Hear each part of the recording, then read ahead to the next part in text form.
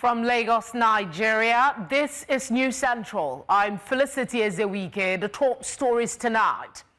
Criticism trail federal government's introduction of new school curriculum, barely few weeks to fresh academic session. Resident doctors in Federal Capital Territory begin 7-day warning strike over alleged collapse of city's health system. Brazilian president hosts BRICS summit as world leaders knock United States over global trade tensions. In business, Trade Union Congress threatens nationwide strike over planned 5% tax on petroleum products. And in sports, it's win or bust as Super Eagles get set to face South Africa in a must-win 2026 FIFA World Cup qualifiers in Bloemfontein on Tuesday.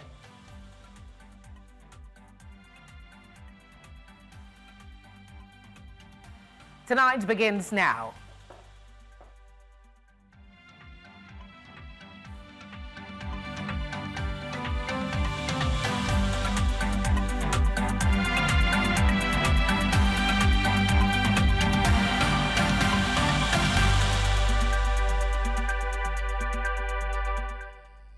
Good evening. Thank you for being here. We begin tonight with a brewing controversy over the introduction of the new school curriculum, for which teachers and parents have criticized the federal government. While they allege that the move was made without key stakeholders in the decision-making process, they also claim that the schools are rather ill-prepared for such introduction.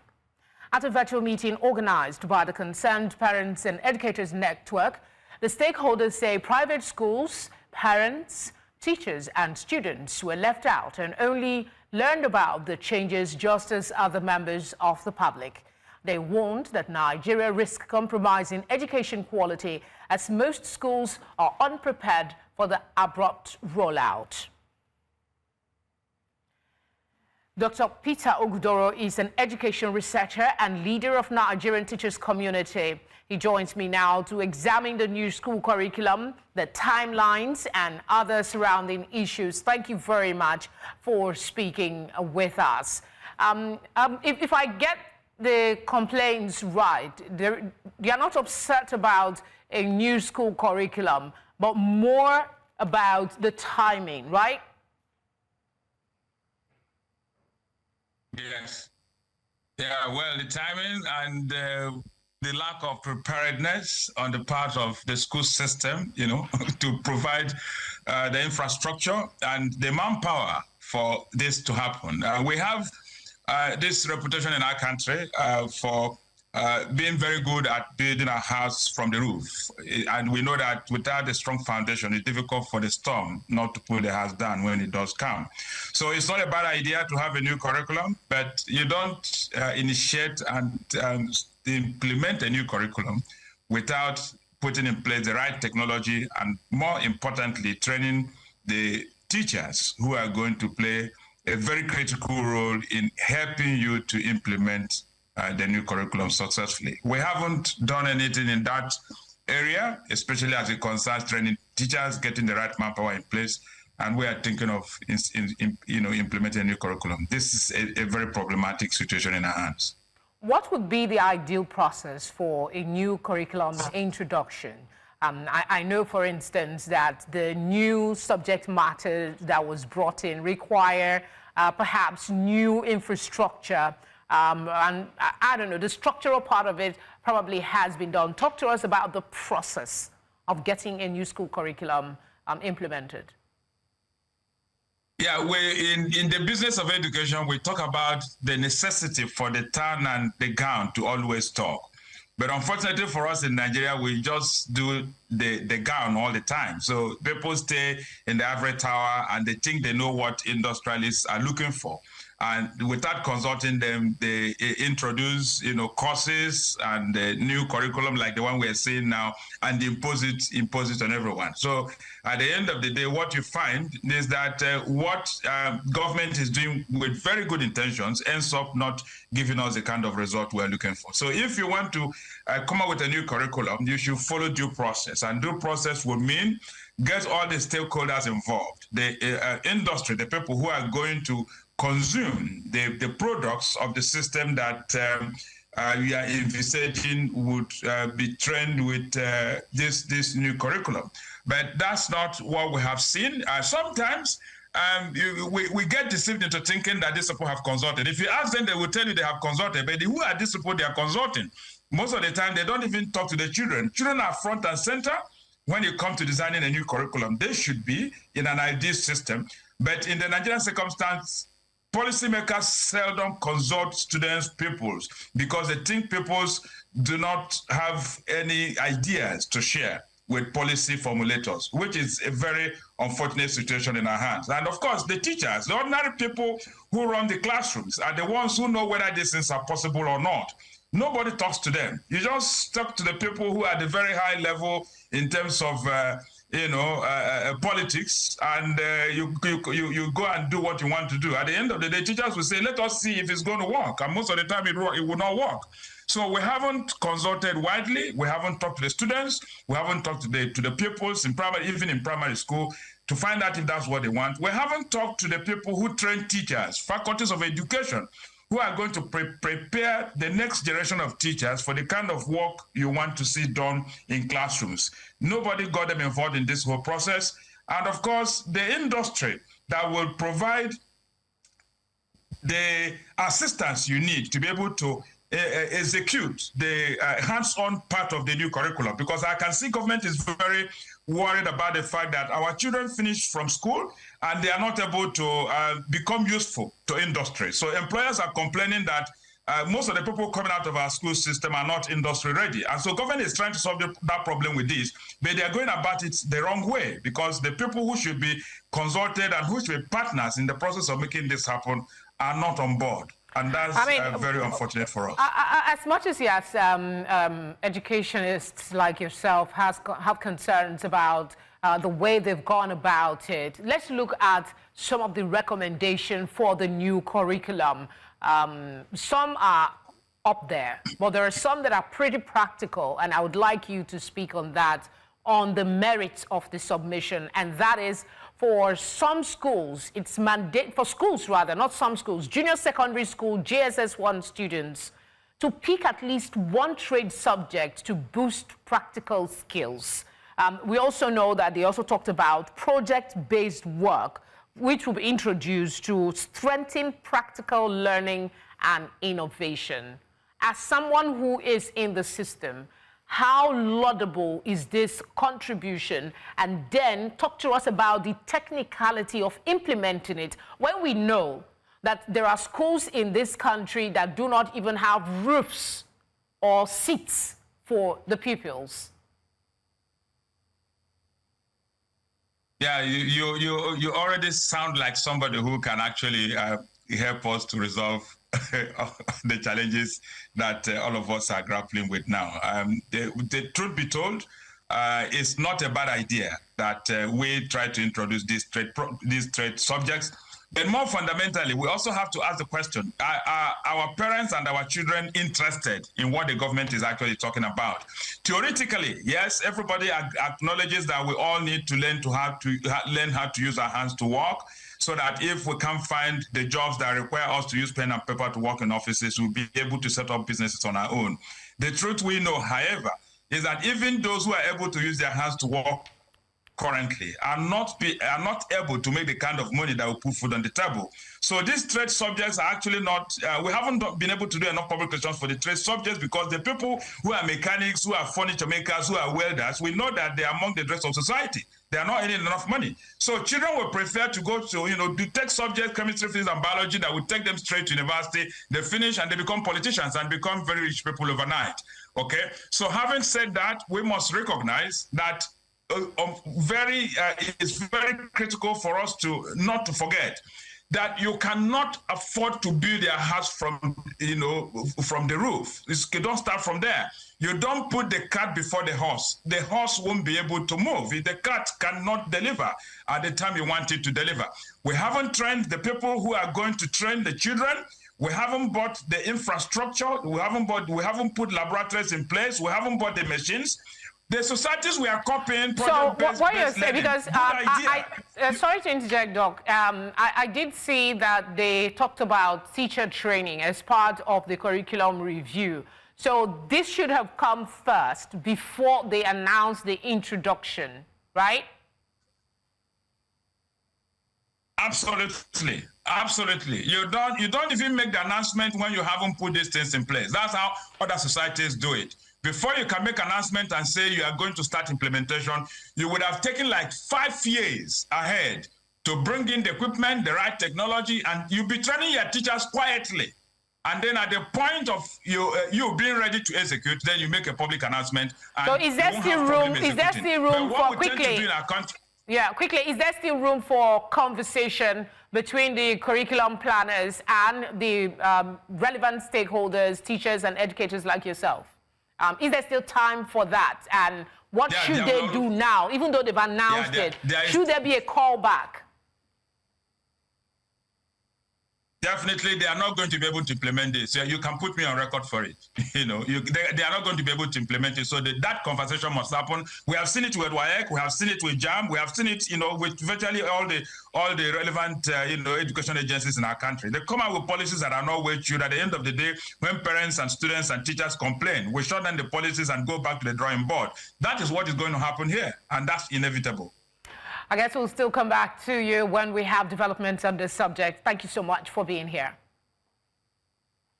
My pleasure. In a related development, a special committee on examination infractions, I beg your pardon, set up by the Joint Admissions and Matriculation Board, has completed its work and will submit its reports to JAM management on Monday. The committee was given a 3-week mandate to investigate irregularities detected during the 2025 Unified Tertiary Matriculation Examination. The violation was allegedly committed by 6,458 suspected candidates. The committee members review current examination and registration policies and recommend improvements to strengthen the system's resilience against such malpractice. They will also recommend improvements to strengthen the system's resilience against malpractice. Coming up tonight, Lagos residents, doctors out. Lagos residents outraged following demolition of their homes. We'll tell you about this and, of course, the resident doctors much later. Do stay with us.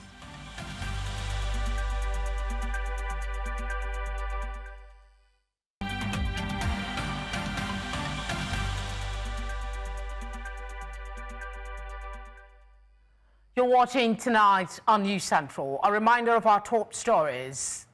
Criticism trailed federal government's introduction of new school curriculum, barely few weeks to fresh academic session. Resident doctors in Federal Capital Territory begin 7-day warning over alleged collapse of city's health system. Brazilian president hosts BRICS summit as world leaders knock United States over global trade tensions.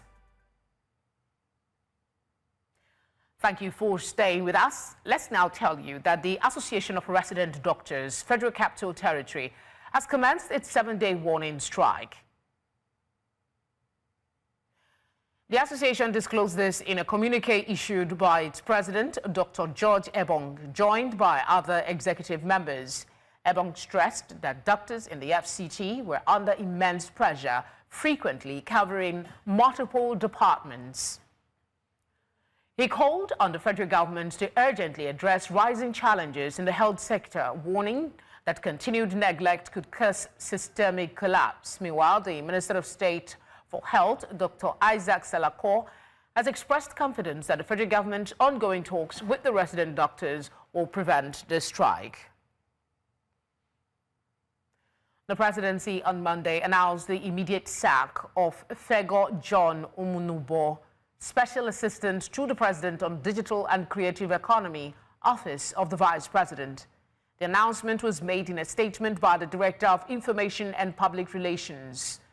The presidency stated that Umunubo no longer represents the administration in any capacity and warned stakeholders in the digital and creative economy, both locally and abroad, against engaging him on behalf of the government.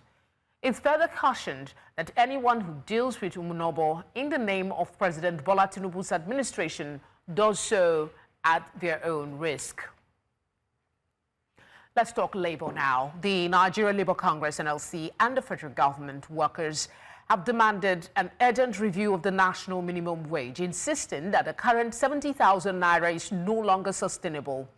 They made the demand following the bold steps taken by several states across the country to increase minimum wage of their workers above the 70,000 naira benchmark in response to the prevailing economic realities. The labor unions and workers contended that in the face of galloping inflation, rising costs of food, transportation, housing and other essential services, 70,000 naira minimum wage could no longer sustain them.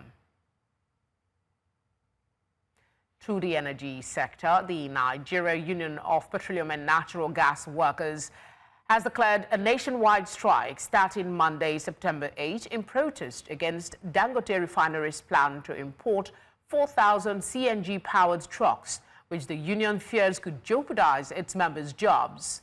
Despite efforts by the federal government and industry groups to mediate, NUPENG remains firm, calling the move an affront. Meanwhile, Petron has announced a separate 3-day suspension of fuel distribution beginning Tuesday, intensifying industrial tensions. Meanwhile, the national president of the Natural Oil and Gas Suppliers Association of Nigeria and Petroleum Products Retail Outlet Owners Association of Nigeria, as well as Nigerian Association of Road Transport Owners, have declared their own intention to join the industrial action announced by the Nigeria Union of Petroleum and Natural Gas Workers. The petroleum tanker drivers branch of NUPENG had declared a strike over Dangote's refinery's plan to deploy 4,000 compressed natural gas CNG-powered trucks for direct fuel distribution. Speaking on Monday, President of Nogasa, Bennett Korie, directed suppliers of petroleum products to end users such as telecom communication sites, hotels and construction companies, among others, to stop supplies by 9 a.m. of Tuesday if the dialogue initiated by the federal government fails. In the same vein, the Petroleum and Natural Gas Senior Staff Association of Nigeria has thrown its weight behind the NUPENG strike threat at the Dangote's refinery. Pengasin says it will shut down refinery operations as a last resort if the dispute remains unresolved. NUPENG announced last Friday that workers will down tools starting Monday and seek alternative jobs unless their demands are met. Pengasin's General Secretary, Lumumba Okubawa, urged all stakeholders to engage in immediate dialogue to protect workers' rights and interests. He warned that failure to respect workers' rights to unionize could have wide-reaching consequences across Nigeria's oil sector. Let's head on now to the Capital Territory. Open urination has become growing environmental concern, raising questions about sanitation, public health, and the image of the nation's capital. Despite the presence of public toilets in parts of Abuja, open urination remains a growing concern. Residents and experts warn it is putting the public health and the environment at risk, while calling for cleaner, more accessible facilities and stricter enforcement of sanitation laws. New Central's correspondent Bettina Uweli reports. Despite its status as Nigeria's seat of power, Abuja continues to grapple with the menace of open urination in public places. From markets to motor parks, roadside corners to drainage channels, the practice remains widespread. If you go to your roundabouts, you can't actually walk past that place without covering your nose. Even after they've provided like a public toilets, there are people still opt for urinating in public. So as for who does it more, of course, male easily do it because they don't need to do too much. They just unzip and do what they have to do. Let's assume I was pressed.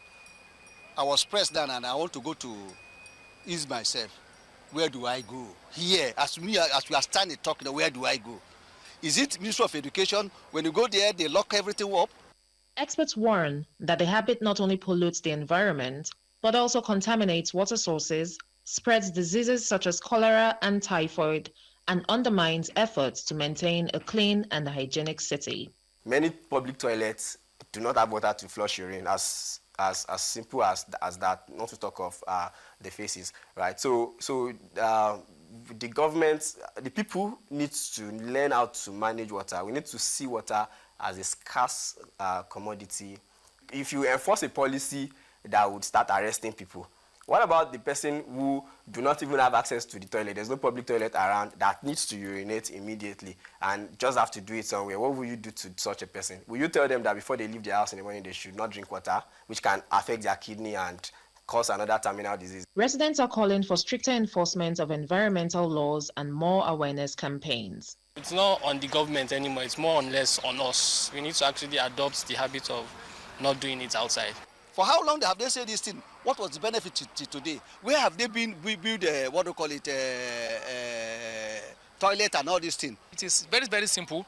Let the federal government or FCT government bring the idea of a cubicle for every corner area of the FCT. Ending open urination requires a mix of infrastructure, enforcement, and behavioral change. Only then can Abuja reflect the image of a clean and healthy capital city. In Abuja, for News Central, Bettina Nwili. Many thanks, Bettina. Commuters along the Oshodi-Apapa Expressway are raising the alarm over a damaged pedestrian bridge that has become a major safety hazard. With the bridge partly collapsed, many road users say they are left with little choice but to dash across the busy expressway, risking their lives. News Centre's Victor Mbadike has more. What was built to protect pedestrians on this major Lagos corridor now poses a danger of its own. For more than a year, this footbridge along the Oshodi-Apapa Expressway has remained partly damaged, forcing countless commuters to risk life and limb by sprinting across lanes of relentless traffic. Thank God the day it happened is in night time they happen. You say that day like this, the bridge can kill a lot of people. Here is a big market, Ladipo. People are coming here, coming and going and coming and going. So, but the motor cannot stop to people to pass. And the government officers are passing here. They see it every day, and people are dying on under this bridge. Accidents are happening under this bridge. They cannot do this pedestrian bridge. Every day, everybody is running up and down inside under this road. And those other cities back down over Kuni. A woman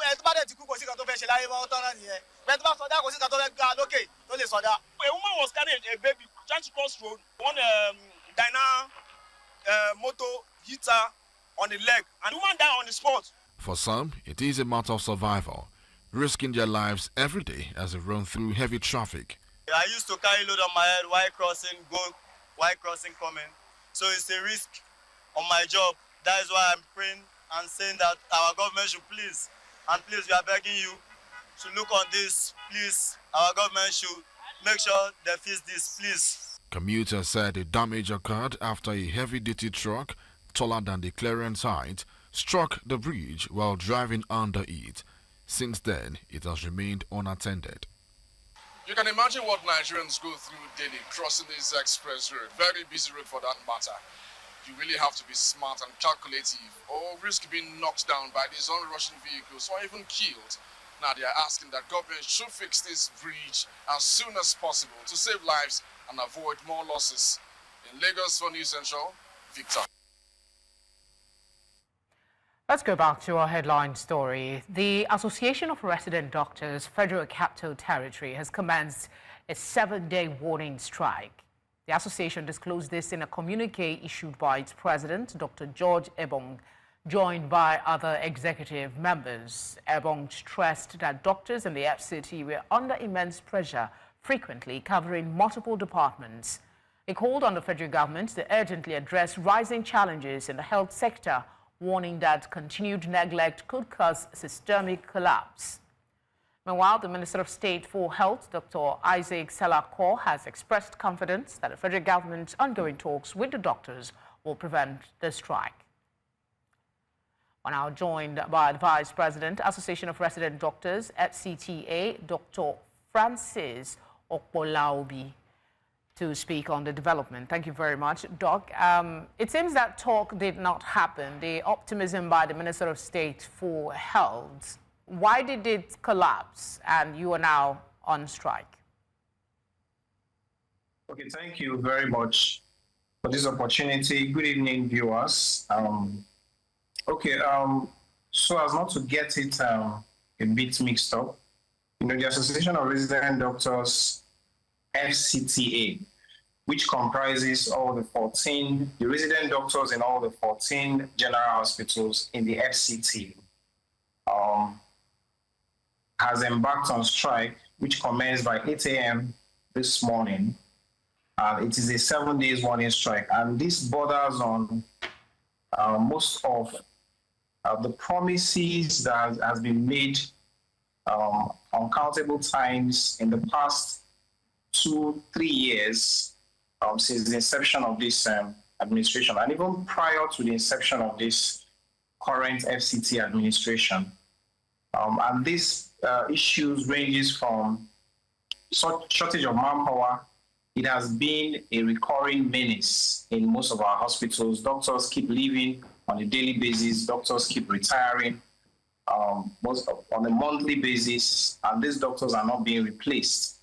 This has spanned up to a period of the last replacement, which was even actually a meager replacement, was done about, that was in 2019, and that's about 6 years now. And then the last major employment, which was advertised in the FCT, has spanned over, that was since 2011, so that's about 14 years now. So these are many other issues which dwells on welfare problems, bedeviling most of our members, is the reason why we've embarked on this 7 days warning strike. And this welfare problems has to do with most of our doctors that were employed in the newly employed doctors that has not been paid for 7 months of their salaries, and other allowances, doctors that advanced into the consultant cadre even without them being, is what we call advancement. This advancement has not been done. All right, 2 questions in succession, please. Those doctors that you say are owed 7 months, were their employment regularized according to the rules in the FCTA? And the second part is to my first question, part of my first question still. How come the optimism by the FCT minister did not reflect with you pausing the strike? You are still on that strike. Why did the talks fail again? And what happens after 7 days? Okay, so the doctors have been properly regularized because these doctors were employed. The last replacement was done, just about a few doctors that were employed. So this was done about 2 years ago. That was in 2023. And these doctors, the employments were regularized this year. And the first 7 months of their employment, they were not paid. Their salaries started, and then that 7 months has not been paid. Okay, so the next one, we're time pressed. I'm sorry to keep interjecting. We're time pressed, so I need you to take the 2 questions as quickly as you can. Okay, so we've had this engagement over and over. For now, we don't know why this keeps failing, but we have done our own part as an association. We have engaged both the mandate secretary, the director general of the hospital management board, and also written several times to meet with the minister, but all that have proved abortive because we've not had any audience whatsoever with the minister. So what happens after these 7 days? In 30 seconds, please. So after 7 days, we most likely are going to meet again, and then we may embark on indefinite strike. Thank you. All right, Doc, thank you very much for sparing the time to speak with us, and we do hope that the government listens to your plea. Thank you. Still ahead tonight, AU Commission decries effects of climate change on Africa despite low contribution to emissions. Details of this story and more after the break.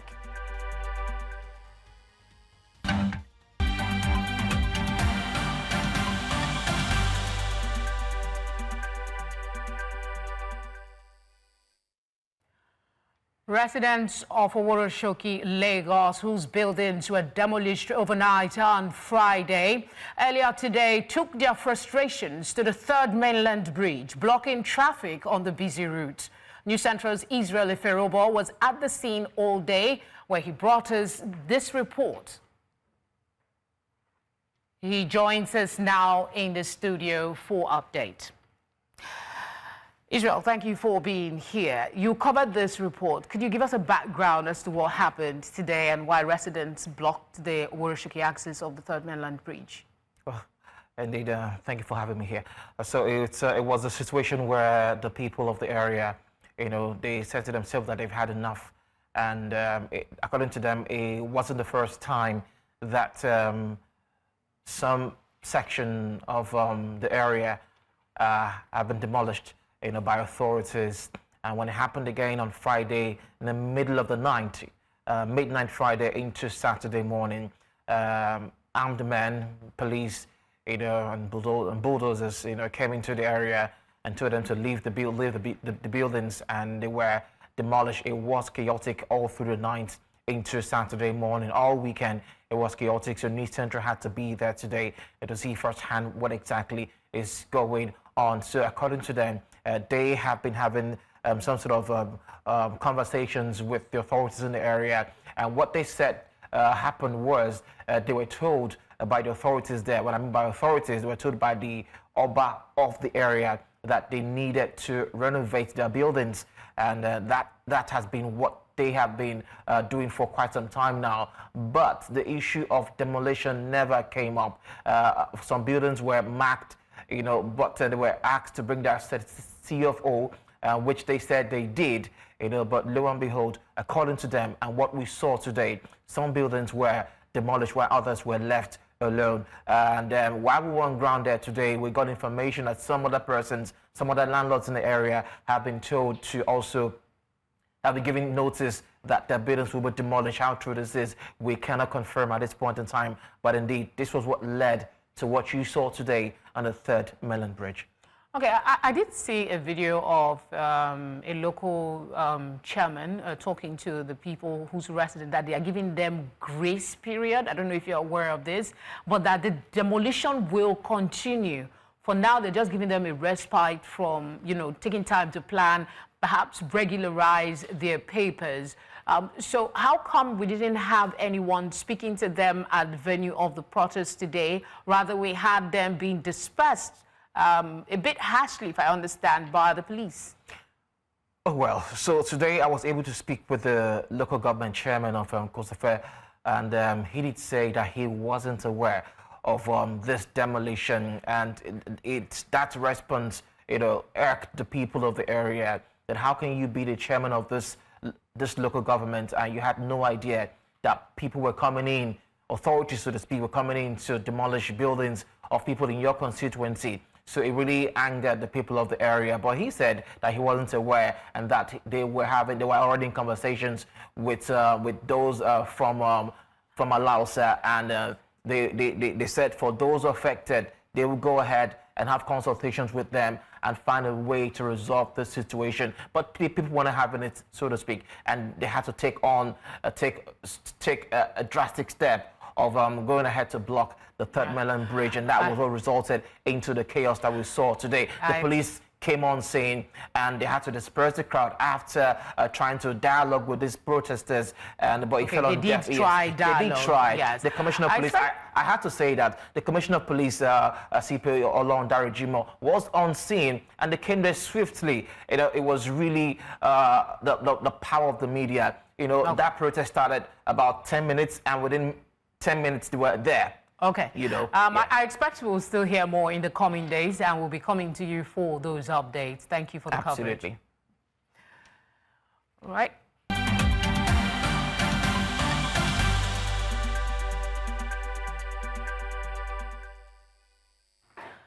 Outside Nigeria, African leaders are demanding climate justice and greater funding, emphasizing that the continent, despite its low contribution to global emissions, suffers disproportionately from climate change. They made the call at the second Africa Climate Summit underway in Addis Ababa.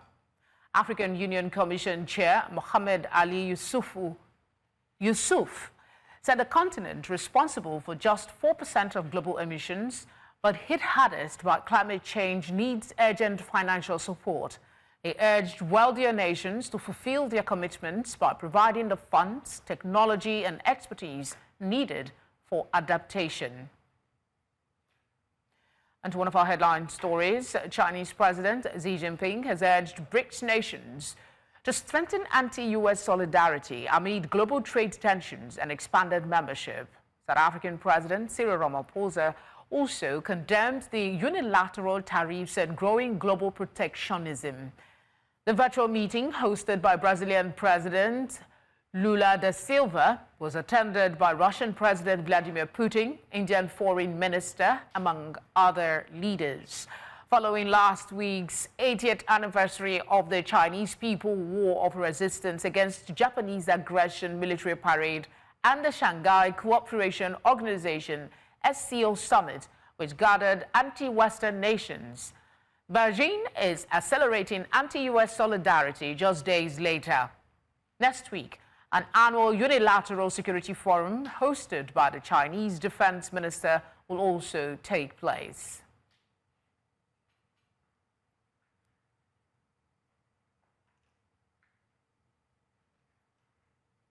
Go on a short break, and on the flip side, we have business, sports, and entertainment. To stay with us.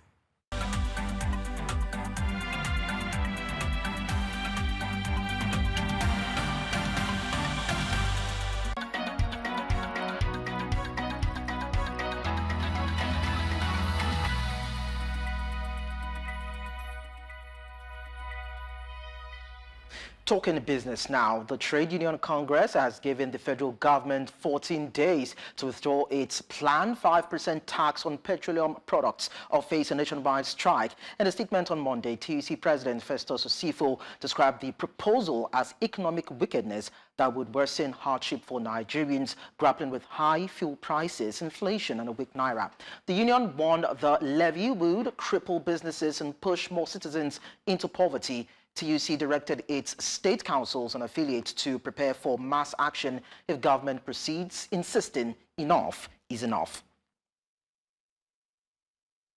Let's now tell you that equity contributions for residential mortgages under Nigeria's contributory pension scheme rose sharply in Q1 2025, hitting 39.86 billion naira, a 279% increase from 10.52 billion naira in the same period last year, according to the National Pension Commission. Beneficiaries also grew from 1,390 to 8,408 retirement savings account holders. Public sector workers accounted for 70.7% of approvals, while the private sector made up 29.3%. Analysts attribute the surge to greater policy awareness, easier access through PFAs, and rising housing demand. PENCOM, however, blacklisted 7 primary mortgage banks in August 2025 for breaching housing loan guidelines. And looking at the stock markets, the NGX All-Share Index rose by 0.3% and closed at 139,394.75 points, with a market capitalization appreciation of 88.19 trillion naira. Of course, the differential is 0.30%, supported by a sustained buying interest that we saw in select large cap and mid-tier counters. Now, straight to sectoral performance. The index, the banking sector rather, slipped by 0.53%.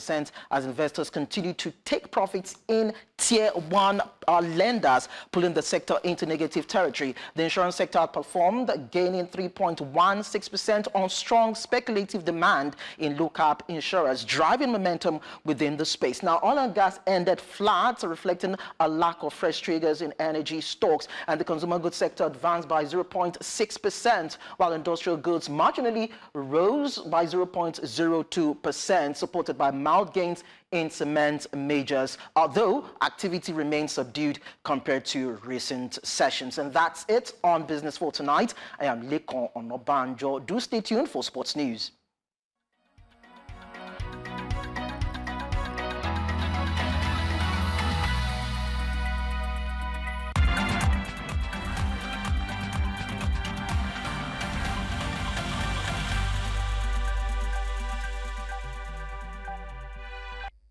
In the world of sports, the Super Eagles of Nigeria held the only training session at the Bloemfontein on Monday evening ahead of Tuesday's crucial World Cup qualifier against South Africa.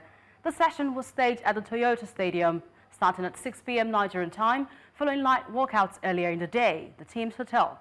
The team will be without talismanic forward Victor Osimhen, who is sidelined for sustaining an injury during that Nigeria's 1-0 victory over Rwanda on Saturday. Despite his absence, the squad has expressed confidence in their ability to secure a positive result and keep their qualification hopes alive. Of course, Victor will be missed, but we have a lot of strikers that play in big teams, big leagues, big competition, so we can put our trust in other strikers as well. Yeah, South Africa, I know that South Africa is good, but we are here to win. So we are not here to do anything else. We are here to win, and everybody's mind is one. So tomorrow. Coaches of the Bafana and Super Eagles, Hugo Bruce and Eric Schell, they have also been speaking ahead of this match. At the pre-match press conference held earlier today, both men expressed confidence in their players' ability to get the required results. Nigeria must win in order to keep their World Cup qualification hopes alive, while a draw for South Africa on the course will keep them on course for that first FIFA World Cup appearance since 2010 when they hosted the tournament. South Africa top Group C with 16 points, while Nigeria are 6 points behind in third place. Yeah, we played 2 days ago. We are focused on our game. We are focused on our game plan. My players are so motivated about this game. And just only focus and happy to play a game like that. This is the big game, and we know that. So only focus on tomorrow and not what happened yesterday or before yesterday. And that's it in the world of sports. I am Onyinyechi Obaro. Entertainment news is up next.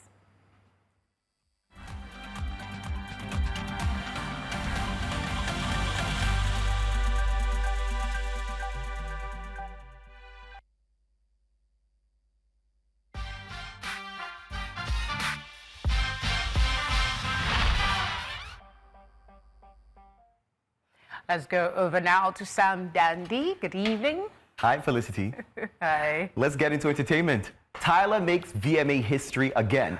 At the 2025 MTV Video Music Awards held in New York, she won Best Afrobeats for her track Push to Start, becoming the first artist to take home the award twice in a row. She beat out heavyweights like African giant Burna Boy, Rema, Tems, Wizkid, and Ashake. Of course, big congratulations to her. Meanwhile, Lady Gaga dominated with 4 Moon People Awards. Ariana Grande walked away with Video of the Year and Best Pop. Rosé and Bruno Mars, of course, got the award for Apt. And on the legacy side, the night-honored icons like Mariah Carey, Busta Rhymes, and Ricky Martin. Although this one has a bit of controversy because Tyla is South African, I guess we're still excited about the win for her. A big one for her. She's just going places. She is. She is. I don't know. Every music out of Africa should be called Afrobeats at this point, I guess. I guess so too. Let's move from that one. Hundreds of film industry professionals, including directors like Avedou Venri and actors like Olivia Colman and Riz Ahmed, have pledged not to collaborate with Israeli film institutions they believe are not or are complicit in the violence against Palestinians in Gaza. Organized by film workers in Palestine, the pledge targets institutional collaborations, not individual Israeli artists. Now, the move shows the growing power of cultural activism. Filmmakers and actors are using their platform to echo the calls of Palestinian peers and demand accountability through creative solidarity and not silence.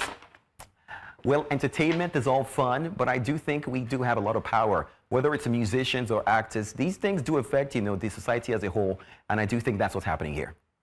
Well, those are the biggest stories in entertainment. I am, of course, Sam Dandy.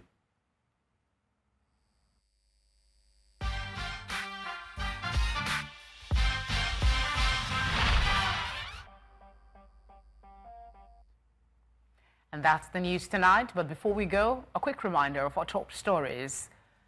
Criticism trailed federal government's introduction of new school curriculum, barely few weeks to fresh academic session. Resident doctors in Federal Capital Territory begin 7-day warning strike over alleged collapse of city's health system. We also told you that the Brazilian president is hosting BRICS summit as world leaders knock United States over global trade tensions. Would love to hear from you. Please send your eyewitness report to the number showing now on your screen. You can also follow us on social media to do that. We are at News Central TV.